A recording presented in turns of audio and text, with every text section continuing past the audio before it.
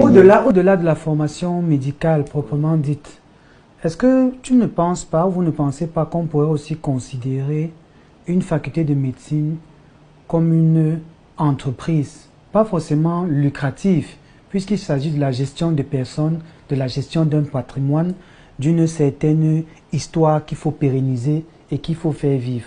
Avec votre expérience, avec bien sûr tout le recul et toute la considération que vous avez pour les maîtres et les enseignants, est-ce qu'il n'y a pas quand même 2 ou 3 petits points clés avec votre regard externe? Parce qu'on se dit, et vous l'avez dit tout à l'heure, vous vous mettez dans une posture où on peut apporter des commentaires, je n'ai pas envie de dire critiques parce que ça semble péjoratif, oui.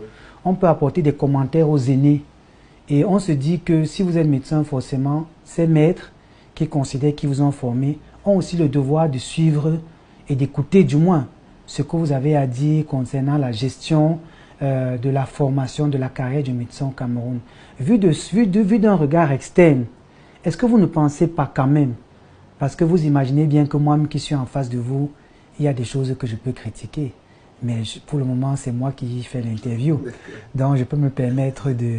Alors, est-ce qu'il n'y a pas 2 ou 3 choses aussi basiques, hein?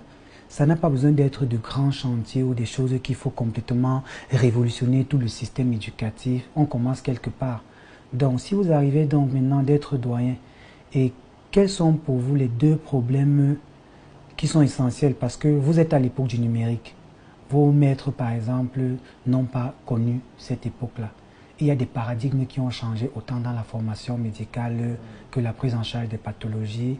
On essaye à la faculté avec le département de médecine, comment ça s'appelle, d'informatique médicale qui prend corps. Est-ce qu'il y a des choses avec eux? Parce que vous êtes médecin, vous travaillez aujourd'hui avec des médecins qui sont sortis de ces écoles. Et ce n'est pas un tabou, il y a des choses que vous avez notées qui ne fonctionnaient pas et qui peuvent remonter à la période de la formation médicale.